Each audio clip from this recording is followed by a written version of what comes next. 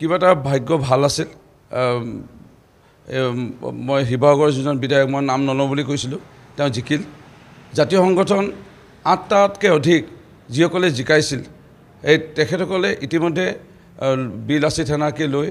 উজনি অসম মুছলিম পৰিষদকে লৈ মানে আহোম সেনাকে লৈ বিভিন্ন যি জাতীয় সংগঠনে তেখেতক জিকাইছিল ৩ মাহ নহওঁতে তেখেতক বৰ্জন কৰিছে ইতিমধ্যে আজি তাৰিখত যদি নিৰ্বাচন হয় এই শিৱসাগৰ যিজন বৰ্তমানৰ বিধায়ক তেওঁ বিধ্বস্তভাৱে তাত পৰাজয়বৰণ হ'ব তাত যদি মৌ উঠো বহু ভোটত তাত জয় হ'ম যিকোনো আপোনালোকৰ যদি সাংবাদিক কোনোবা বন্ধুৱে তাত যদি নিৰ্বাচনৰ প্ৰতিনিধিত্ব কৰে তাত বহু ভোটত জয় হ'ব কাৰণ শিৱসাগৰত কিয় কাৰণ তেওঁ বিধায়কৰ কোনো যোগ্যই নহয় সেইকাৰণে তেওঁ লৈ পেলাই মই একো মতামতে আগবঢ়াব বিচৰা নাছিলোঁ কিন্তু আপোনালোকে যিটো কৈছে প্ৰথম কথা হ'ল এয়া অসম আৰু এয়া হৈ গ'ল আমাৰ মাতৃভাষা অসমীয়া আৰু অসম চৰকাৰৰ যি স্বীকৃতিপ্ৰাপ্ত ভাষা এয়া অসমীয়া ভাষা এইটো জনাটো উচিত ইয়াত হিন্দী ইংলিছৰ ইয়াত কাম নাই সেইকাৰণে ইংলিছ হিন্দী এইবোৰ ৰাজনীতি খুব একদম নাৰ্চাৰী ক্লাছৰ মানে কমন ক্লাছৰ এই ল'ৰা ছোৱালীবোৰেহে এইবোৰ মুখত শুৱায় এইবোৰ কোনোবা এজন বিধায়কৰ দৰে মানে অলগধ্য অকমন্য একেবাৰে মানে অকৰা বিধায়কৰ মুখতে এইবোৰ কথা মানে শুবা পায় স্বাভাৱিক আপোনালোকে জানে অসমীয়া ভাষা ইতিমধ্যে ভাৰতীয় যি ভাষা আইনত ইতিমধ্যে লিপিবদ্ধ হৈছে তাত অসমীয়া ভাষাটো কথা ক'লে হিন্দীত অনুবাদ কৰি অন্য বিধায়কসকলে অন্য ভাষাত অনুবাদ কৰি ইংলিছত অনুবাদ কৰি তেওঁ শুনিব পাৰে থাকিল কথা নিজৰ মাতৃভাষাক সন্মান কৰাজনকহে ৰাইজে নিশ্চয় সন্মান কৰিব এয়া প্ৰথম বিষয় দ্বিতীয় প্ৰসংগ যদি ক'ব যাওঁ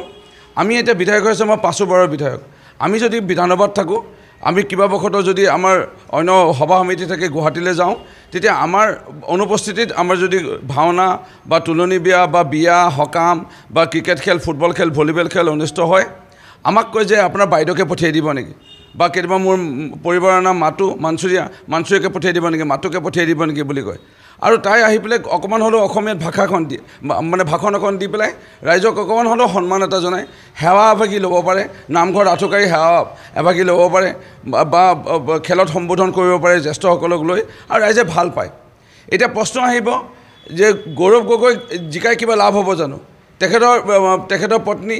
মানে ইংলিছৰ বাহিৰে চাগে বেলেগ ভাষা ক'বই নাজানে এই ইংলেণ্ডৰ নে আমেৰিকাৰ নে কোন ছুইজাৰলেণ্ডৰ মই নাজানো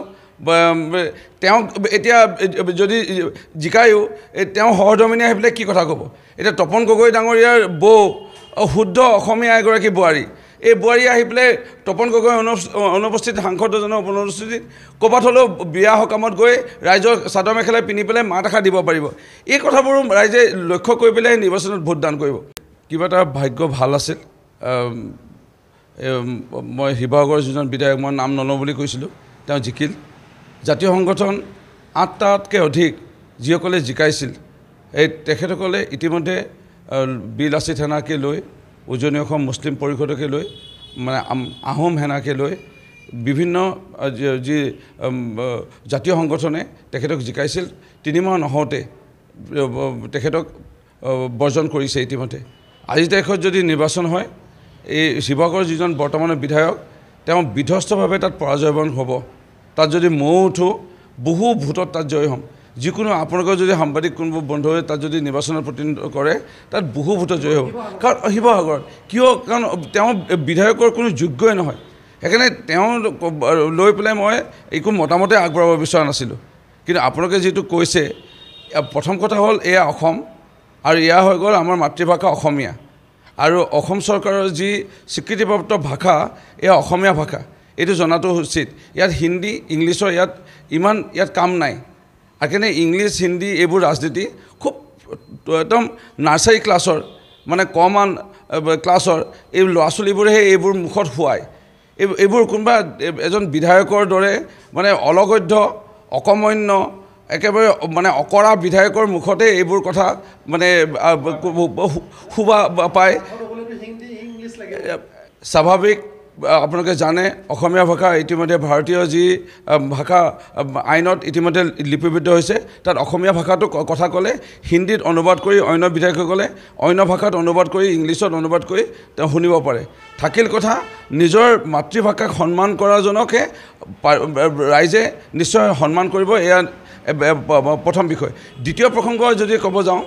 আমি এতিয়া বিধায়ক হৈছে মই 5 বাৰৰ বিধায়ক আমি যদি বিধানসভাত থাকোঁ আমি কিবা বশতঃ যদি আমাৰ অন্য সভা সমিতি থাকে গুৱাহাটীলৈ যাওঁ তেতিয়া আমাৰ অনুপস্থিতিত আমাৰ যদি ভাওনা বা তুলনি বিয়া বা বিয়া সকাম বা ক্ৰিকেট খেল ফুটবল খেল ভলীবল খেল অনুষ্ঠিত হয়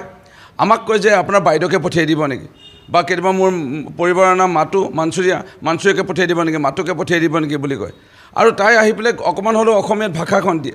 মানে ভাষণ এখন দি পেলাই ৰাইজক অকণমান হ'লেও সন্মান এটা জনায় সেৱা এভাগি ল'ব পাৰে নামঘৰত আঁঠুকাৰি সেৱা এভাগি ল'ব পাৰে বা খেলত সম্বোধন কৰিব পাৰে জ্যেষ্ঠসকলক লৈ আৰু ৰাইজে ভাল পায় এতিয়া প্ৰশ্ন আহিব যে গৌৰৱ গগৈ জিকাই কিবা লাভ হ'ব জানো তেখেতৰ পত্নী মানে ইংলিছৰ বাহিৰে চাগে বেলেগ ভাষা ক'বই নাজানে ইংলেণ্ডৰ নে আমেৰিকাৰ নে কোন ছুইজাৰলেণ্ডৰ মই নাজানো তেওঁ এতিয়া যদি জিকায়ো তেওঁ সহধৰ্মিনী আহি পেলাই কি কথা ক'ব এতিয়া তপন গগৈ ডাঙৰীয়াৰ বৌ শুদ্ধ অসমীয়া এগৰাকী বোৱাৰী এই বোৱাৰী আহি পেলাই তপন গগৈ